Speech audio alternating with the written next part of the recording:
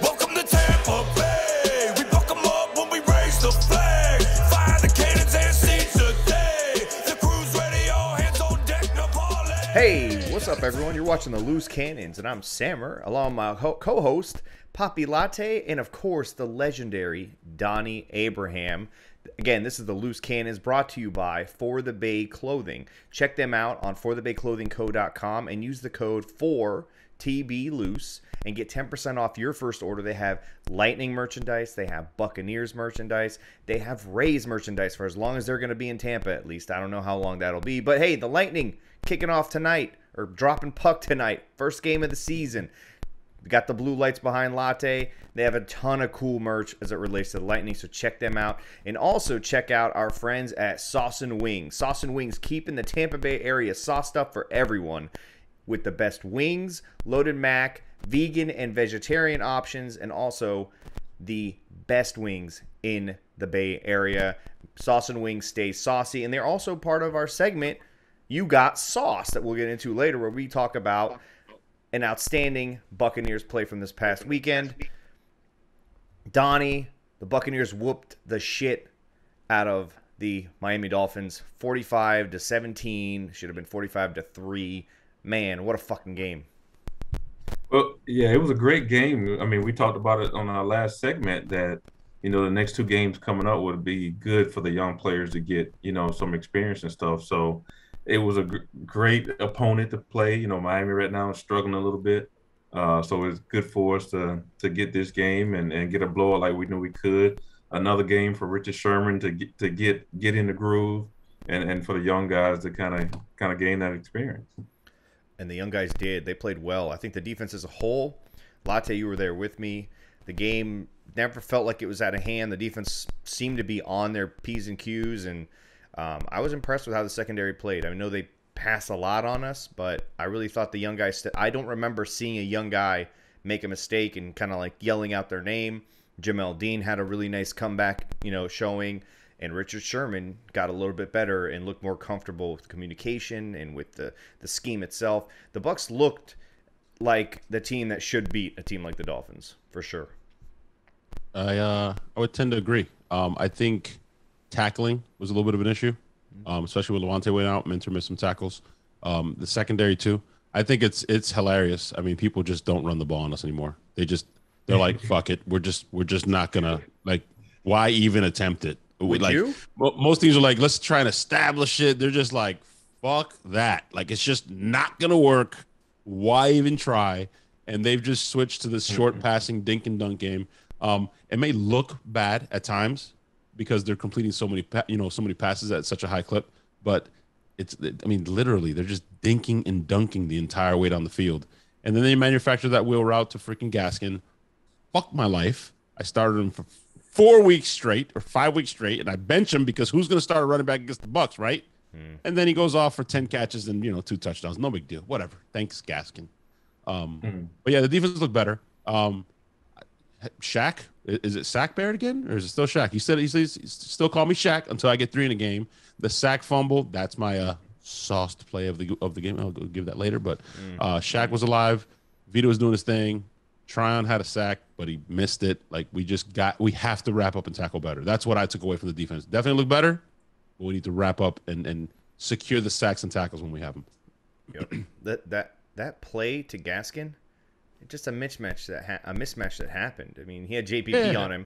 JPP looked like he was expecting help over the middle behind him. I don't know if that was incorrect on the guy behind him or if it was wrong on JPP.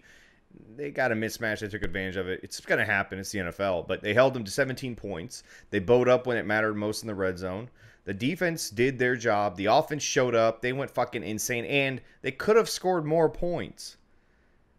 Could have put a 50 burger. They literally said, we're just going to kneel it right here at the 5. No. Before that, Mike Evans had that drop that went right through his hands. Yeah, I mean, right. they could have had 50 before Blaine Gabbert Thunder Thighs came in. So I think it was, I don't know what else we could say about this game. We whooped the shit out of an inferior opponent, and our defense grew up. The younger guys, they got to get more experience. And Donnie, you could speak to it. Like, how important is it for these next few games for these young guys to go in there and get their feet wet and get, that experience, even though it is against an inferior opponent? To them, it's an even playing field. I mean, it's very important. I mean, and this is the NFL. I mean, even though Miami is kind of down right now, any given Sunday, a team can beat you. So for them to go out and perform, I mean, no game is going to be perfect. Like you said, it was, maybe a little bit tackling issues for the defense, uh, this is invaluable time for the young guys right now. And the Philadelphia, the competition is going to step up a little bit, so they'll be challenged a little bit more, coming up Thursday night. So I think it'll be a good game, good contest for those guys. And they're just going to get better. I mean, they're going to get better and better each game that goes by. Uh, Donnie, as I mean, you play on the defensive side of the ball. Your defensive mind, brilliant. How the fuck do you stop this team, Donnie? Like, that's what I took away from this game. Okay, the young secondary got the experience. Blah blah blah blah blah. The front seven came alive. Yada yada yada yada. You cannot stop this team. This team puts you in situations, man, from on the other side of the ball, where the pressure just keeps rising. It keeps mounting because you got to go tit for tat with the Bucs. I mean, you got to go score for score, blow for blow. And if you punt once, you're down a score. You punt twice, you're potentially down 2 scores. You're consistently chasing. I mean, this team, wow. When they talked about not having the chemistry last year because of a lack of training camp and stuff, I mean, they are just firing. Little hiccup there in New England, but we talked about that in the emotions of the game. But other than that, this team has scored 30-plus points every week.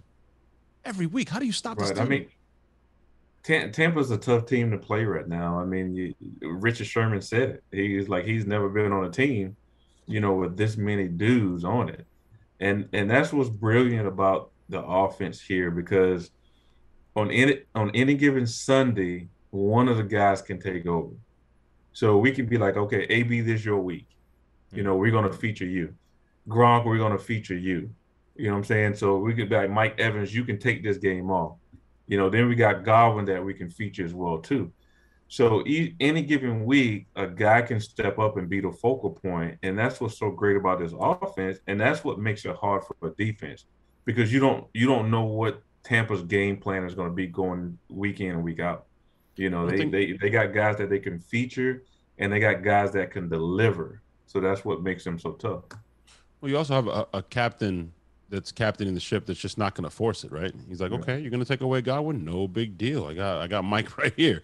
Are you going to bracket Godwin and you're going to do something tricky with Mike and with Godwin in the slot? You're going to bracket coverage Mike Evans? Cool. I'll go to AB. No, right. Fine. I'm just going to go to the open man, and there's no bias with him. There's no favorites with him. It's just literally the open guy's going to get the ball. And I think it is interesting that it can go to week. We experienced that last year. And some a little bit early this year. But I think since Gronk has gone out, I mean, look at what the receivers have done. I mean, on Sunday, like, it wasn't like it was an AB game. I mean, hello, Mike Evans had over 100 yards and 2 touchdowns. AB had over 100 yards, 2 touchdowns. And then it was like, well, Godwin had a bad game. He had 70 yards and like 7 catches. Dude, it's insane. They were featuring different guys every drive. There was a Chris Godwin drive. If you remember, to open the third quarter, it was all Chris Godwin. A handoff on a jet sweep to Chris Godwin. A quick screen pass to Chris Godwin. Chris Godwin down the sidelines for a first down, toe drag sweat. I mean, it was all. And I was in the line in the concessions for my son, and I looked at the guys next to me. The guy's like, "It must be the Chris Godwin drive." I'm like, "Yeah, apparently fucking is." And then on Sunday, our fucking running game woke up. So it's all just. It's difficult to stop a team that can just at any moment turn on any one of these weapons. Well, that's what makes them feel. That's what makes it so difficult, because they can do that. They can. I mean, imagine being a play caller and you have that many weapons. If something not working, okay, we can go to Chris Godwin. If he's not clicking right now, we can go to Mike Evans. Okay, we can do this. We got Tom Brady, who's a great facilitator, where he can get the ball. He understands the game so well and played so long that he can get them into a rhythm when they're not in a rhythm. And once they get in a rhythm, man, good luck slowing them down. But another key for me that I haven't heard anybody talking about it, that offensive line. Oh my God. I think that the 2 tackles, man, they are doing a great job protecting Brady. You know, the offense, the guards, inside guys, they're not allowing the pressure up the middle, and it's kind of crazy because that's the Tom Brady effect. You know, Never no, could it's have played better. nothing bad about Jameis, but those guys protecting Jameis is different protecting Tom Brady. You know, Jameis get hit, they be like, oh, he'll be all right, he'll get up. You know, he'll knucklehead sometime. But Tom Brady back there, and guess what the mindset goes to? We cannot let them get to Tom Brady, Can't period. touch him. They can't touch him. Can't breathe on him. Can't touch him, and that's their mindset. And those guys are playing. I mean, you know, Donovan Smith is playing well. You know, and you know, what is it? Word? Is it Christian? Yeah, Tristan Yeah, Wirfs. Wirfs on the other side. I mean, he's a stud that they drafted. I mean, so the offensive line to me is the key to making the offense go, because without having Tom Brady upright, he can deliver to those receivers. You know, if he's constantly getting put on his back, then there's going to be inaccuracies. There's going to be, you know, different things going on. So I think the offensive line, man, is doing a tremendous job. In that game against the Dolphins, he had some offensive line sets that looked unreal. They looked like they were just dummies. It would look like a drill. He had 4 or 5 yards between him and every one of his guys. And at one point, Right. I think Ryan Jensen was just helping someone because he didn't know what else he could do. He was just standing there. He had nothing to do. And Tom, okay, Exactly. you know how a quarterback has that little hop on his toes as he's looking He's sitting around? flat-footed. I was about to say that. Straight Tom up Brady stood flat-footed multiple times, just looking around. Like he was just like this. He wouldn't even pat the ball. He was just looking around like. He's just looking around. And he's like, fuck it, and he'll just throw it to this guy. I guess I'll take Right. this. And he was taking shot. The thing that this offense has done, as from week 1 to now, is they've evolved to a sense where now they can just take shots. And Tom Brady is taking kill shot after kill shot after kill shot. Sometimes they don't work, but last Sunday they worked more often than they didn't. They could have worked more if that one Right. play doesn't go through Mike's hands. I mean, that's what's so crazy. And then they opened it up. Latte saw it in person with me. The screen game. Anybody they threw a screen to, it fucking worked. I mean, the yak is on. They're running after the catch. They're everything about this offense is starting to roll. And I remember this happening last year heading into the playoffs. We met some teams that couldn't defend the pass, and it got us rolling. Right. And here we are, middle of the season, doing not even the first fucking quarter of the season, Middle. and we're First doing it. quarter. We're doing it now. We're like, this is what you want to get your offense to start rolling and clicking. These types of games, when a 3-point shooter sees that ball go through the hoop, he gets more confidence. He starts rolling. This team is rolling right now, and the guy is fucking 44 years old, 5 fucking touchdowns, 400 yards. What? Hey. Yeah. Dual threat, 13 yards rushing. He looked like Tom Tom Brady. Vick out there. Hey, also, Yeah. he already broke and set a franchise record, Donnie. Didn't take long. 203 consecutive passes without an interception. Not saying Boom. much considering we had guys like Trent Dilfer and Eric By the Zier way, here. But He literally leads the league, I think, in like not putting. I forgot what the statistic is, but not putting the ball at risk for an interception as well. Like the two that he has was one was a Hail Mary, and one was off like, Leonard's hands. off the hands. Like he hasn't put the ball, he hasn't forced anything, he hasn't thrown anything risky. It's just insane. But I do have to say something. You said something back there. I'm sorry, Donnie. I gotta address this. You mentioned concessions. You run out of soft drinks before kickoff. You make my boy Sammer stand in line for the entire third quarter because you don't know what you. Be better, Raymond James. He missed. I'm not exaggerating, Donnie. He missed the entire third quarter. The entire thing. I stood It in is line. insane what's going on with Oh my concessions. goodness. I stood By in the line way, at to our halftime. ticket rep, hold on, to our ticket rep, you got to be better. There's a conveyor of human bodies coming up and down my section where I cannot see the game. Yes, Yeah. I they mean, have to get better. 16 years of season tickets, man. What What's they going need to do, on? they need to get the ushers from the Lightning games and have them work the Bucs games. Those guys refuse to let you walk a Can't go. foot when the puck is in play. You Go are in the stuck play, right. at the top. And I don't understand some of these fans that we see at this year's. I haven't seen this in years past. The fans are walking around during a play. I'm crazy. I don't fucking move when there's a play on. If I have to piss, I will piss in my pants at home, at the game. It doesn't matter. If the During play the is play, happening, not moving. I'm not moving. These guys Also, play happens, they start walking around. I'm like, what the fuck? What are you here for? we have to educate these people as well, Donnie. Like, can we have a little bit more stadium etiquette?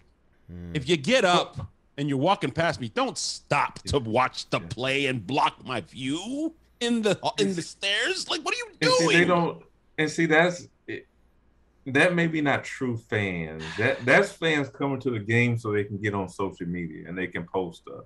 I guess a true fan. So if a true fan gets up and the play happened to be going, what do they normally do? They squat down. Squat down.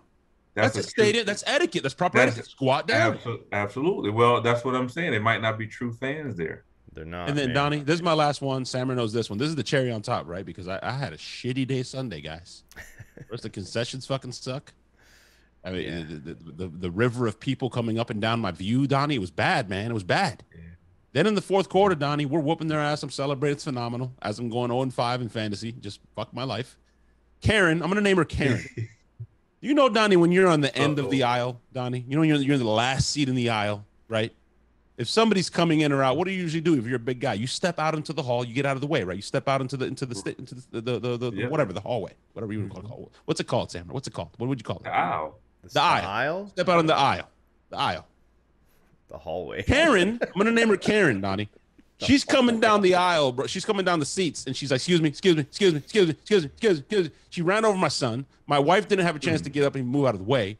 I'm getting up, and I'm like, can you give me a second? And as I'm saying, give me a second, I'm stepping out. She knocks my phone out of the cup holder, Donnie, and it goes tumbling down the aisle. Oh. Boom, boom, boom, crack, scratch, crack. I'm like, lady. No. Can you fucking relax, Karen? Here's the thing with that chick. She was woo girl the entire game, 3 seats away from me. And her own son was embarrassed by her. But dude, listen, man, I didn't want to say this to you at the game, but who's putting their phone in a cup holder when people are walking by? 16 years I've done it. Never had a problem, bro. Never had a problem. I never take that 16 years, I have never had a problem. You know You're why? never going to do it again. Because usually people give you the freaking half a second just to step out of the way. Just to get, yeah. I mean, listen, I think she had to pee. I think she had to pee. Forgive me, Donnie, but the girl, she was Urban Meyer me, bro. She grinded right up. She didn't give me a chance to move. Give me a chance. She was doing that to all of us. Straight up. She did it to me. She did it to my 7-year-old. She did it to Gio's. To what my was he? son, my 14-year-old. 10-year-old. She did it to my wife. Like, just give me a second, Karen. Okay, back to the game. Listen, we're an offensive juggernaut. We cannot be fucking stopped. We're going to choke out your team because eventually the pressure is going to be too much. Damn it, the Pittsburgh Penguins took a 2-0 lead. Fuck. Listen, anyway, we did that shit to their top corner on Sunday, too. We did. David Howard. Yep. He's not. X is no corner to, like, laugh at. This guy's a top 5 corner in the league. He's a top 5 corner in the league, and we scored on him. And Mike put him on skates all day. AB had his way with him. AB was doing whatever the fuck he wanted. I mean, Donnie, you're a corner. How do you defend a guy like AB right now? He looks like he's fast every play. You told me he can pick and choose. You got to pick and choose. No, he's fast every play. I don't believe you anymore. Well, first I'm gonna say, X is something's wrong with X. I don't know what's going on because I don't know if the holdout and everything is affecting him at the beginning of the year and all that, but he not playing the same like he did last year. Mm-hmm. You know what it is, Donnie? This team sucks. So he's like, well, that too. Motivation. And then the other thing about AB, you got to believe me now because remember what I said. I'm going back. I'm gonna see if y'all paying attention. What game is this we're in? Was it game 5, 4? Game 5. What did I say when I think it might have been our first segment or second segment? I said games 1 through 4, you're getting into game shape. And I said games 5 through 11, they're gonna be rolling. And then the last few games, they're gonna be hanging on. We're in bandages. Right? Just the triage just trying to right. So right now, AB is in game shape. He's feeling good. He's rolling right now. This is true. I remember you telling me he's going to have to pick and choose when he runs fast. He was running fast every fucking play. Yeah, he had to pick and choose at the beginning, but now that he's in game shape, he's rolling. It's true. Now, I kind of feel what you're saying, Donnie, because it wasn't like he was featured on every drive now, Sammer. They Yeah, had, but they had an dude, AB drive. Kid was running 60 yards and then dancing and jumping in the air at the end of it. Like, listen, if I Man, run that's 60 adrenaline, yards, bro. That's I'm taking a adrenaline. Stop seat. it. I'm That's taking a adrenaline, seat. bro. I'm quickly going to the bench. Hey, you go score a touchdown in front of 66,000 people, bro. You go do backflips and then feel it afterwards. You go to the bench like, God, I should have done that. My knees. He was doing it after every time he touched the ball. He's rolling now. So we'll talk again about week 12. Yeah. All right. When Gronk So goes back, around we're week gonna feature Gronk 12, a little more. around week 12 is when Donnie can suit up and maybe stop him. Is what you're telling me? Yeah, maybe. Maybe. All right, man. Oh, We got the Eagles on a quick turnaround. We got Thursday Night Football. Thursday Night Football has not. Are we gonna do our sauce plays? Oh, my bad. Yeah, let's do it. Let's do. We have a segment brought to you by Saucin Wings. Check them out on Instagram, Twitter. Find them. Find their location wherever their trailer and their food truck set up. Phenomenal food. We call this segment "You Got Sauced." We pick a play that we feel stood out where our defensive or offensive player just absolutely embarrassed the other team. Latte, I think you kind of teased what yours was, so I'll let you start. I'm gonna start and I'm gonna switch mine just because I have to. And listen, Donnie, baby, I wasn't gonna steal yours. I know you were gonna take the sack fumble by Shaq, so I'm gonna let you have that one. Okay, you can talk about it in a second. I'm gonna let you have that one. So I'm gonna switch it, and I'm gonna go with the throw of the game. No, it wasn't the bomb to Mike Evans by Brady. No, it wasn't the beautiful freaking slant or crossing route to AB for the 70-yard touchdown. No, it wasn't. He just fit it between a window in the end zone to AB. I mean, there's so many damn touchdowns. It was the Blaine Gabbert back shoulder throw, baby, that AB had to come back and just went like Superman. I mean, that was beautiful. Thunder thighs was in rare form. I mean, we've been advocating for this guy. We've been telling you about his thighs since last year's training camp. It's real. I mean, we're in good hands. I don't even know why we drafted Trask. I'll be honest with you. Listen, we're good. He started off the day on a bad note. I tweeted out in pregame warmups, he looked terrible. Donnie, he wasn't completing a single warm-up throw. Garbage. Wow. And I tweeted out. That's real? That's real? This is real. Really? I tweeted out in pregame warmups, Blaine Gabbert does not look good. This does not bode well for our third and fourth quarter offenses today. Oh, wow. Fortunately for us, after that fucked up first snap, remember his first snap? Nearly fucking fumbled it away for a safety. It was his fault. He shouldn't have fumbled the ball. After that, he calmed down. He was a consummate pro, and he pulled off a phenomenal throw that I think they should have rewarded him on that drive and let them hit that 50-burger. BA, I'm mad at you for that 50-burger. I wanted it. But you know what my sauce play of the game is? What was your sauce play of the game? I would love to know. We put Leonard Fournette in motion, and the guy in charge of coverage on him, it was man coverage, was sleeping and didn't notice he was coming across the formation until 2-3 seconds later. And Tom saw it. Everybody in the stadium, I feel, saw it. He was wide open coming off, and Tom quickly got it to him. I believe it was Mike Evans or Chris Godwin was in front of him in that play, and it kind of created this natural pick without touching anybody for that corner who was already running after him to get to him. And then, what's his name? Leonard catches the ball, turns around, and just ducks underneath him and embarrasses the shit out of him. That was sick. Embarrassed the shit out of this guy. And he basically walked for like 9 more yards. Straight up that's my sauce and play of the game. That shit was fucking on point. Because he saw him. He's like, this motherfucker's running his ass off trying to catch me because he already fell asleep. So he knew his momentum was going to work against it. It was perfect. It was a beautiful play. And I'll let Donnie give us his sauce and play of the game now. It's the sack fumble. It's a sack fumble. All right. He already said it. It's Shaq with the sack fumble. I mean, I'm a defensive guy, man. That's sack fumble. And Jamel Dean caught an interception when it hit him in his hands. Thank you. Oh my God. Thank you. But did you notice? You notice how his pep and his step changed after that catch? Absolutely, bro. It's about confidence with him. Yep. absolutely. Yeah. That's huge. All right, let's move on to the Philadelphia Eagles, and I got a special couple latte for you guys. I had to take a break for a couple weeks, but it's back. I'm giving it to you live in the pregame show on Thursday. But let's talk about the Philadelphia Eagles. Donnie, hate them. If you've seen them play, I don't know why. Some people are worried, and I heard you say it's a step up in competition. I'm not worried. I'm not worried for this reason. The Eagles' offense is predicated strictly off the run. They're not like us where they can just say, oh, yeah, fuck it. We'll just start passing the ball over the field. Oh, you want to do that? We'll just run it down your throat. They have to set everything up off the run. Jalen Hurts is not a guy that you want dropping back 42 times, 45 times, even if it is a short passing game. It's just not his game. You got to set up the run, the RPOs, play action. You're going to set up some running stuff with him. Listen, back in the day, we had a guy, double nickel, who was special that can shut down Michael Vick. We got a guy here, 45, that you can put as spy Jalen Hurts. He's not beating Devin White to the sideline. I'm sorry. And you're not going to run it on us. So I would love to see Jalen drop back and throw the ball 45 times this game. I would love to. I'd love to see. I'm here for it.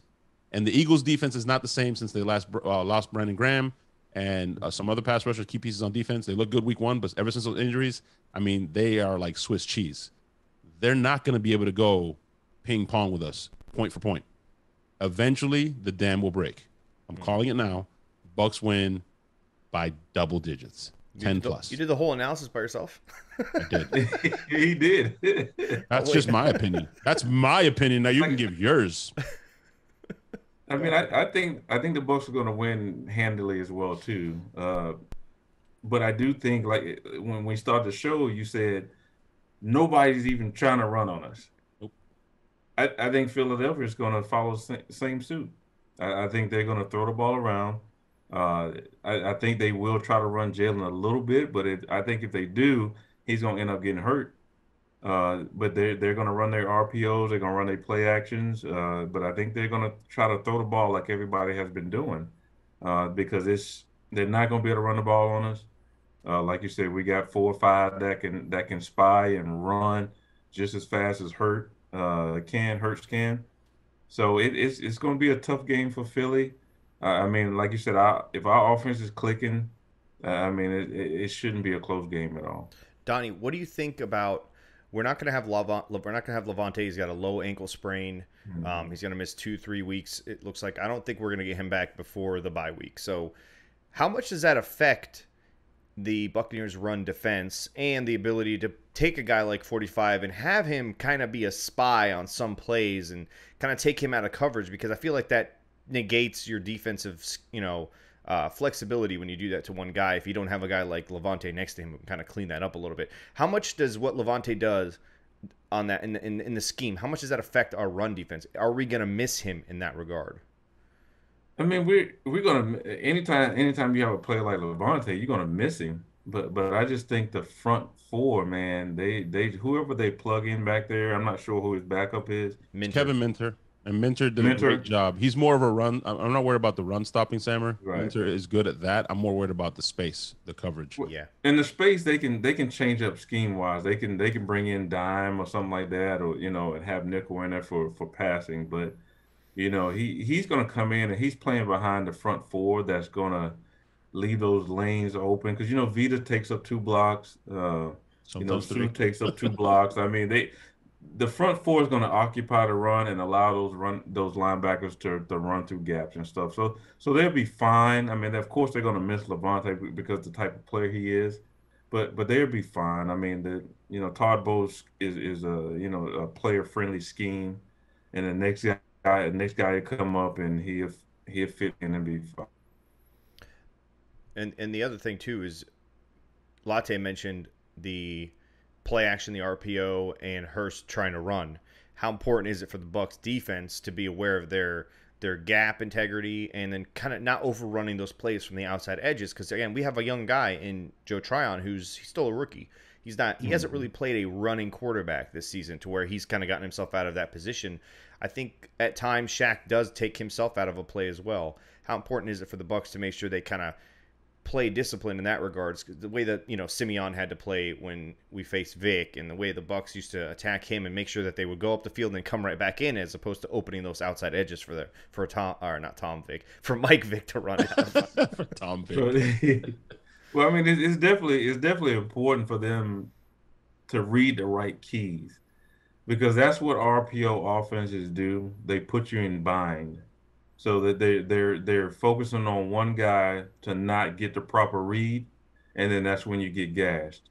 So as long as they're reading their keys properly, those defensive ends, kind of surf. They call it surfing, or staying square to the line of scrimmage, and reacting and running. I mean, Bucs defense is fast, so they're gonna run. But as long as they got to make sure they do read their keys properly, though, because the RPO offenses are designed to put players in a bind, so they got to make sure that they're on top of that. Does it help that Joe recently was in college, where he faces that a lot more than a guy like Shaq might be facing it? Well, it does help because he's seen it a lot. But recently. Yeah. it, the, he Joe is going to be seeing better players operating it. Mm-hmm. You know what I'm saying? In college, there's a few players that are pretty good, but at this level, he's going to see the competition is going to be much higher than or much better than what they have in college. So yeah, but it does help that he recently played in college and he's seen it, so he knows what to expect. Now he's just got from a physical standpoint, he just got to make sure he make the plays when it presents itself. No, I agree with you, Sammer, with your concern about Tryon and overrunning it. Rookie, hungry. But remember, JPP's in there now.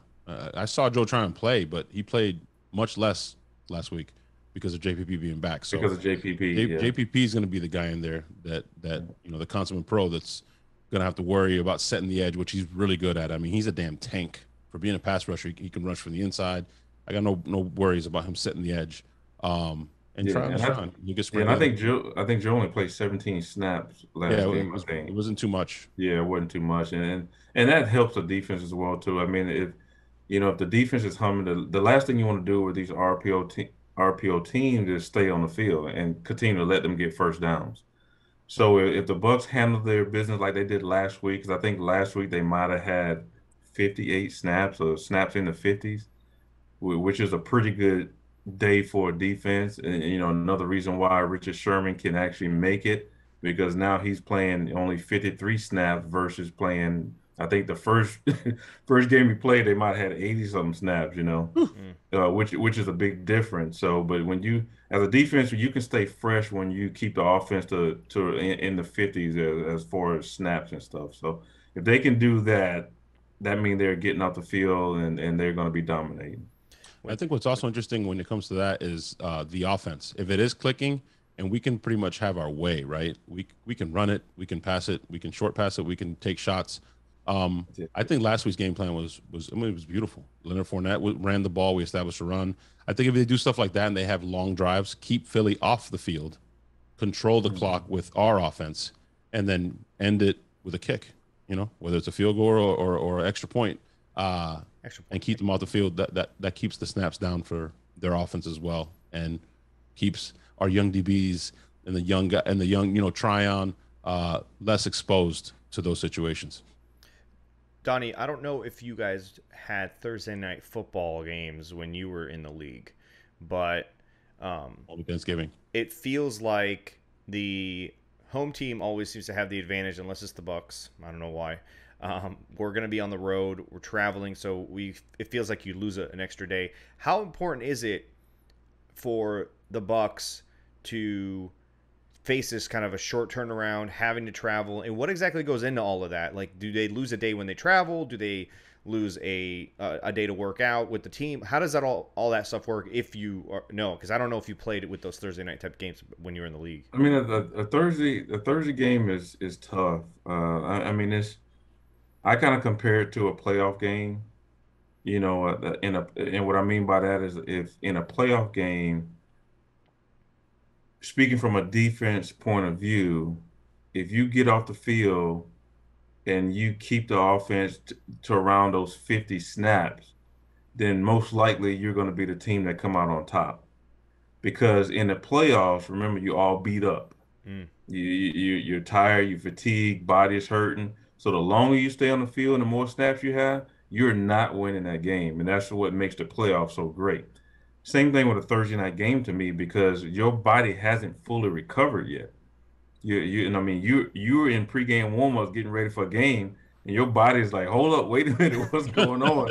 Shit hurts. I'm supposed to have 2 or 3 more days to recover, by the time we get to Sunday. So it's going to come down to which team can control the possession, the clock, the time of possession. If the defense is on the field too long, it's not going to be good. So we just got to make sure defense is getting off the field, our offense get rolling, and then Philly won't have a chance. And it's like vice versa.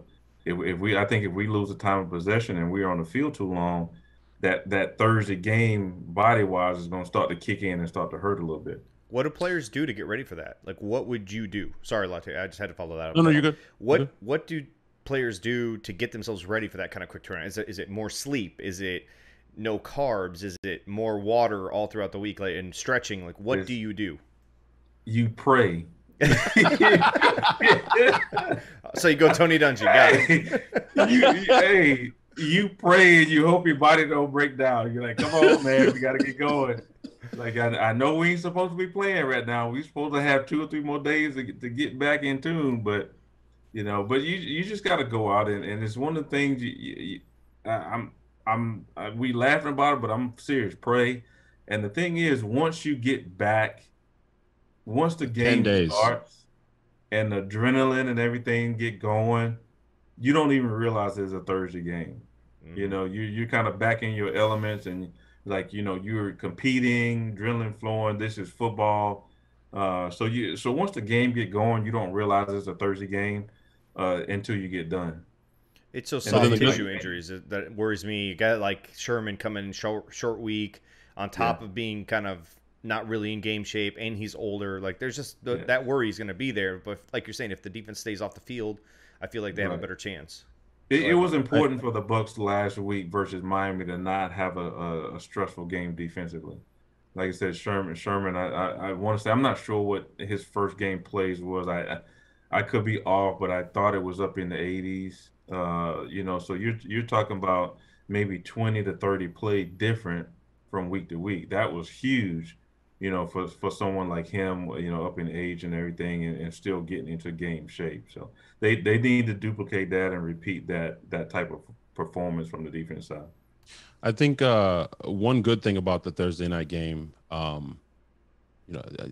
get the going and beat up, and it's tough, but if we can get through this game unscathed, knock on wood, because my God, it's bad right now. It's in the secondary, Levante, all this stuff. You get 10 days off, so it's like a mini bye, and I think we kind of need that mini bye right now with Levante and the Carlton and all these guys that are hurt. We need time to kind of just heal up just a little bit.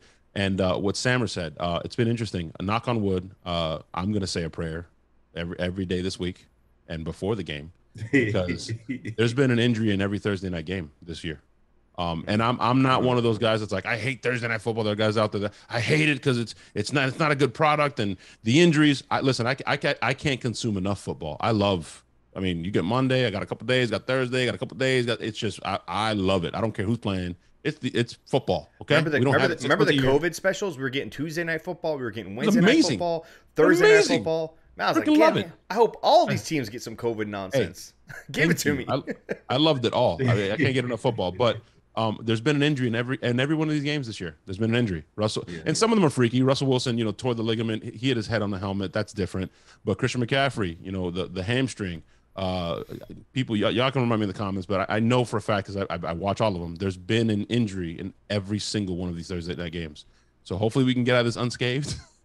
Hopefully we get up enough and we see Thunder Thighs, put old 20, number 12 on the bench, and just see you in 10 days. Having a rotational defensive line helps. Not having all your bodies and linebackers kind of hurts, but I feel like the Bucs can rotate through. But against the Patriots, they played 59 defensive snaps, but they made the Patriots play 78 defensive snaps, and you can kind of that looked like it played a factor, especially in a rainy game, a game that makes it's a little harder to run in that turf when it's wet. Donnie will tell you firsthand, it's not as easy. So it's like running through sand at the beach, I'm assuming, or something like that. But yeah, if they can keep that defensive possession down and they can get off the field, the Bucs did a good job of limiting the Dolphins in this past game. The Bucs also only punted one time on offense. They had that missed long field goal by our punter. Punter, yeah. So if the Bucs go out there and follow that same type of thing and try to hold the opponent to 17 points, which is the goal according to BA, I think the Bucs win this game. I don't really know what the Eagles how much do you know about the Eagles' defensive approach and their scheme and the players that they have, Donnie, in terms of how they're going to match up with the Bucs? I don't really know that. I don't know much about. I don't know much about their defense. I think statistically they're not playing as well as they did last year. They're missing some of their lead horses right now. They're missing some of their dogs. Brandon Graham is a huge one of them. So it starts up front. So they're going to be. Yeah, they're going to be. I think Is Darius Slay there? The corner from Detroit? I believe Is so. he Yes. he may be at Philly, I think. So he's a pretty solid player. But again, he's just one. We have Exactly. we have so many weapons. If the offensive line protects Right. Tom, I don't think it matters who the cornerback is because Right, he's going to yeah. find the guy who's open. There's going to be a mismatch Yeah. at some point. And even if it's not Absolutely. against the weaker corner, we saw AB beat the number one. We saw Mike beat the number one. We saw Chris Right. Godwin beat the number one. If we Yeah. play our game up front and the offensive line does what they did, you mentioned Donovan Smith. He's having a Pro Bowl fucking season. And people like to Right. rag Did you on see him the and clips? get on him. Did Yeah. you see the clips from this week's game, bro? Dude, like the little he made that's splash insane. blocks. I've never heard that term Right. before this week, but that man is playing hard. He's picked up where Yeah. he picked up where he left off last season. I mean, if the Bucs do what they do up front, protect Tom and run the ball, we'll get out of Philly. Oh, quickly. hey, Hammer, by the way, all those highlights by Donovan, and he did a hell of a job. Applause. But Tristan Wirfs, the second-year guy, hasn't get most snaps without giving up a pressure. Without a sack. Yeah. What? Yeah. What? Dude, I'm telling you, it's not even a knock on Jameis when I say this, but pass protecting for Jameis is different because you don't know where Jameis is going to be sometimes. You don't know how he's running. You don't know how long you have. All that kind of stuff, and he tends to hold the ball. But Tom, he's going to be in the middle or he's going to step up a little bit. He rarely floats to the right. He rarely floats to the left. Just do your job. 4 seconds max, and you're done. And then Same. but did you, go ahead. No, you'll laugh, Donnie, because my first exposure to the NFL paints a picture, right? It's like Disney, and then there's reality, right? Right. I worked at a paintball field, and a bunch of the Bucs used to go up to the paintball field, and I got to meet some of the guys, and then you kind of see the facade fall, and it's like, whoa, okay, these are real guys. And Right. I'm all, bushy-tailed, bright-eyed fan. I'm 20 years old. I'm like, oh, man, what's it like to play with Jeff Garcia? And a bunch of the offensive linemen went, what's it like to play with Jeff Garcia? Man, this is bullshit. I fucking hate blocking for that guy. And it's like, whoa. I hated watching him play. What I hated happened? it. Oh, hold on. For me, it was like, what happened to the Disney picture that the NFL paints for me? Like, whoa. It's like, Right. nah, fuck that. I hate blocking for that guy, bro. Whoa, but he's your teammate. I'm- Yeah, he's my teammate, but I hate fucking blocking I for know. him. Why? Because you never know who he's going to be. What are you doing scrambling around like an idiot? You're running into sacks. Just step into the pocket and deliver the football, bro. You're making me look like an idiot. I won't say who the lineman was, but it was one of our starting offensive linemen. I know who it is. Back then, it was like he was extremely frustrated. Like, bro, this is impossible. You just brought up Jameis, and Jameis Right. sometimes will do that kind of stuff. I'm telling you, man. You hate to see it, but too bad for Jameis. But when you have somebody like Tom Brady come in, the GOAT, the greatest of all time, greatest football player with all his championships, he brings accountability with him. He brings that credibility with him. So if I'm a guy blocking for him, it's sad to say, but now I'm gonna be like, you know what? I got to do better now. When you should have been doing better from the get-go. Yep. You should have been. You don't want to be the guy to look at your teammates in the Right. locker room and You say, don't wanna I be got that 12. guy. I got 12 hurt for the year. Right. So you elevate your Railed our whole play. season.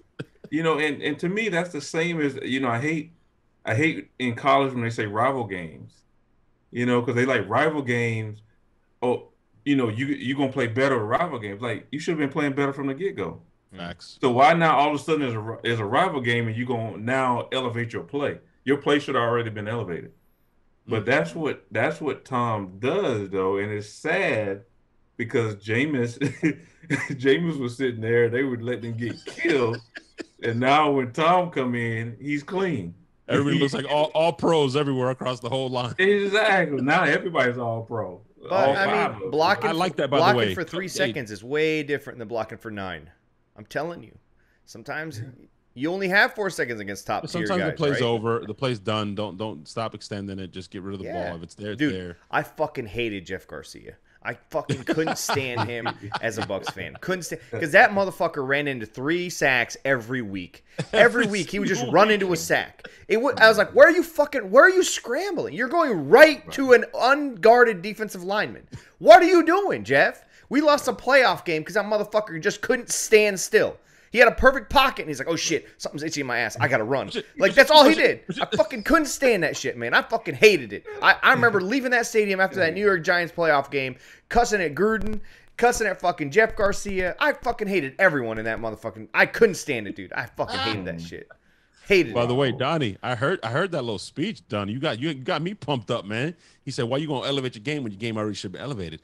Donnie for coach. You heard it here on the Loose Cannons first. Make this man a fucking. He should be coaching of the NFL. I'm making a phone call, man. We already got the biggest staff in the whole league, anyways. Yeah, man. I don't see why you're not on this Buccaneers coaching staff. I'm talking to Jason tonight after dinner. I'm gonna ring him up. Just text me your salary requirements, Mr. Abraham. And since I'll be representing you as an agent, I'll take a slight cut. But I got you. Slight cut of that. I got you, though. I got you. All right, man. Let's give our score predictions, and then everyone out there, we will see you guys again on Thursday night for a live pregame call-in show leading right into kickoff of another ass whooping of the fucking Eagles. I think this is the second time we'll be back in Philly since that amazing Rondé Barber pick six that shut down the vet, if you guys remember that. About? No. Well, we came the next season, we played the very first game there as well. And then the next time we were there, we were with Jameis, where he threw 5 touchdowns. Yeah. About to say, you said that was the next time. Jameis had a 5-touchdown game there, which was brilliant. Vincent Jackson, R.I.P. That was a brilliant game by Jameis.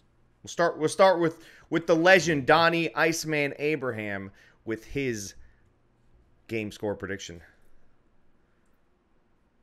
By the way, Donnie, I'm gonna look it up. Donnie's in the top. He's in the top 5 on Poppy's Pick'ems. By the way, I see you, Donnie. I'm getting on up there. So I'm going 38-21. 21. Yeah. 21. When do you think Blaine Gabbert comes in? This is the NFL. This is our new score prediction format. You have to give me the score, and you have to tell me when Blaine Gabbert comes in. All right. So 38-21. When does Blaine come in? Where's Iceman? He comes in at the end of the third quarter. Wow. All right. That's a good one. I like that. Latte. Oh boy. I'm gonna go new format. Don't forget. Okay, I got it. I'm gonna go. I think the Bucs. They go back to back, holding their opponents to 17 points. No, take that back. They give up an extra 3. They go 20. I think it's gonna be 35-20. Blaine Gabbert comes in 5 minutes in the fourth. Okay. 41 left in the fourth, not 5 minutes into the fourth. Oh, 5 minutes left in. Damn, they waited a while. Listen, Bucs are going to take full advantage of this little mini bye week. All right, they're going to win 41-14. Blaine Gabbert comes in after halftime.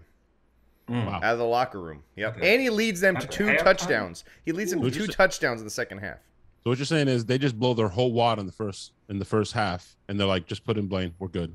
Everybody relax. You have 10 and a half days off. You're just going to take the half off, and we're good. That's what you're saying. Okay, I like it. Bold. But I also like your 2 touchdown prediction for Thunder Thighs. I mean, he's a stallion, bro. It's going to happen. He would have had a touchdown if they don't make him kneel it at the 1.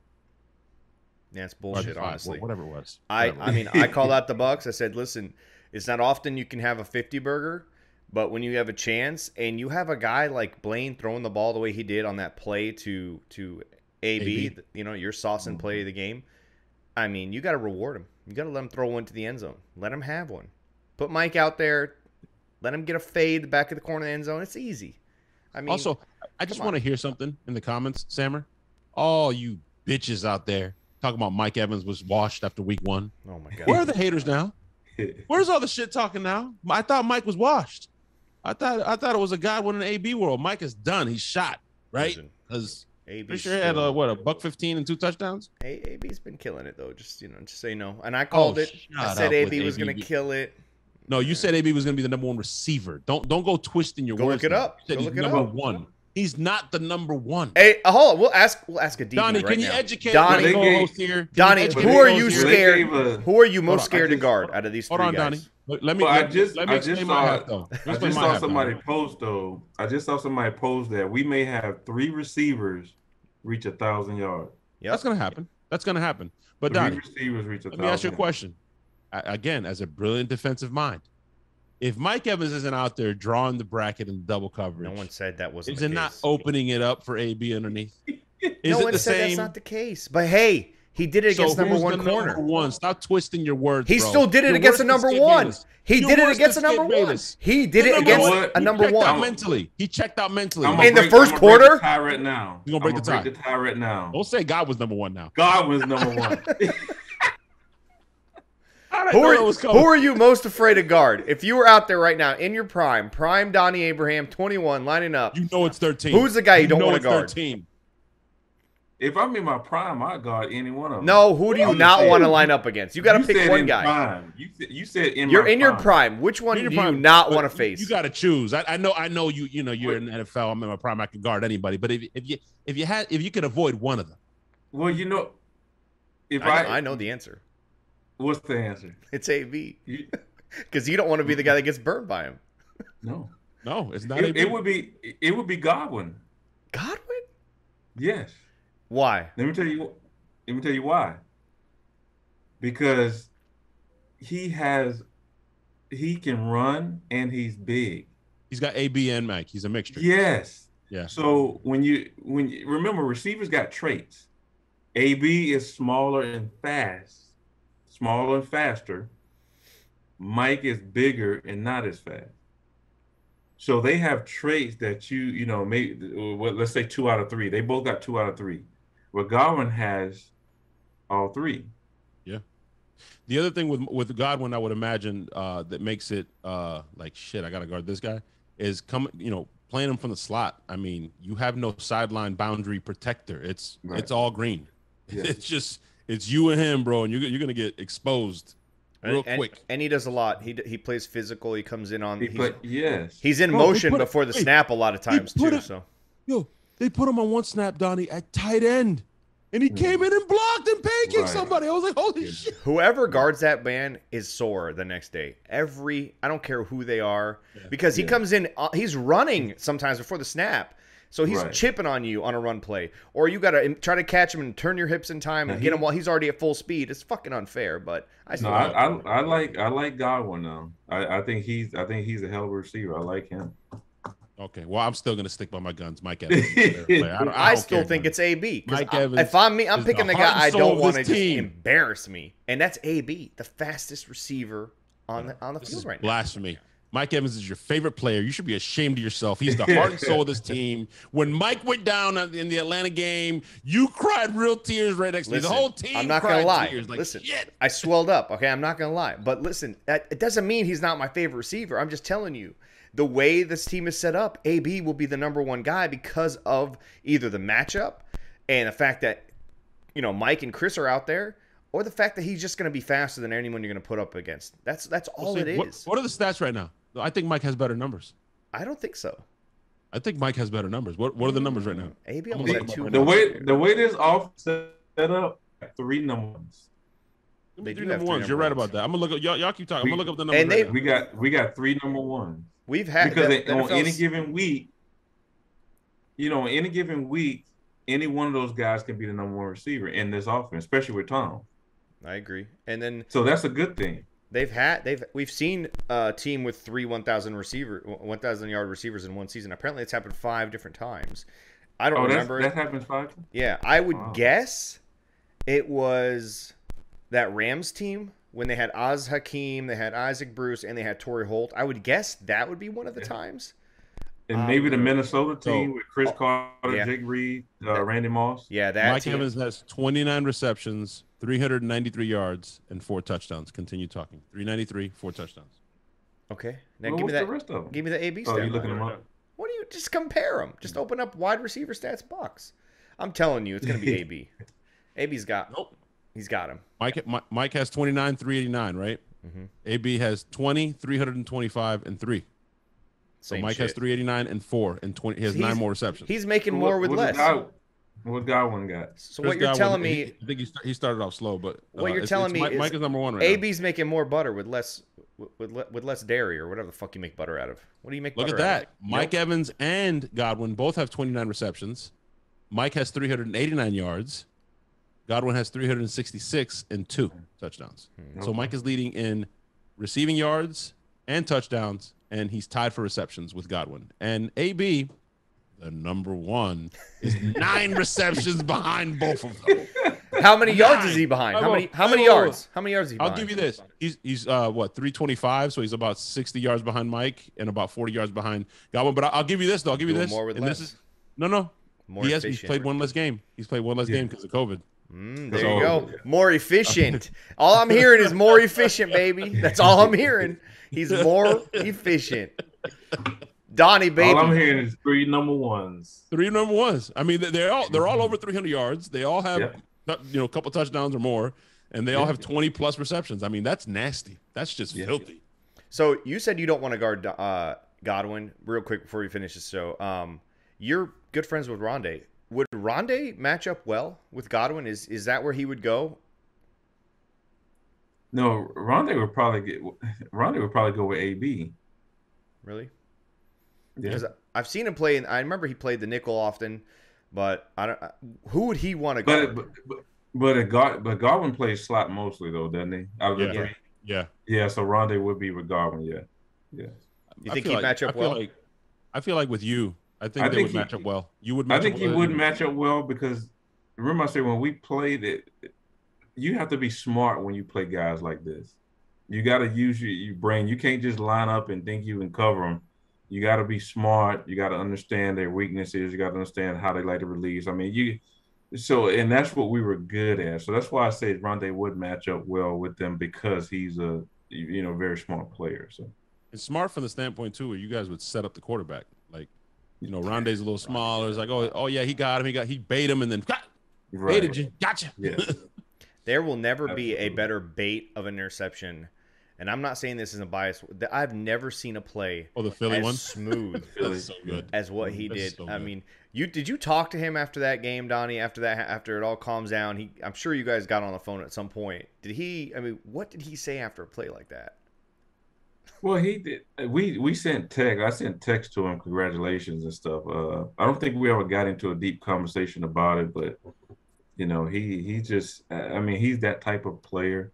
Especially playing, that long savvy, like you said, baiting, and things like that. But, what made it great was when you know everything about the defense, when you know what the weaknesses are, when you know what to let a quarterback see, because basically on that play, they let Donovan Nabb see what he thought was open.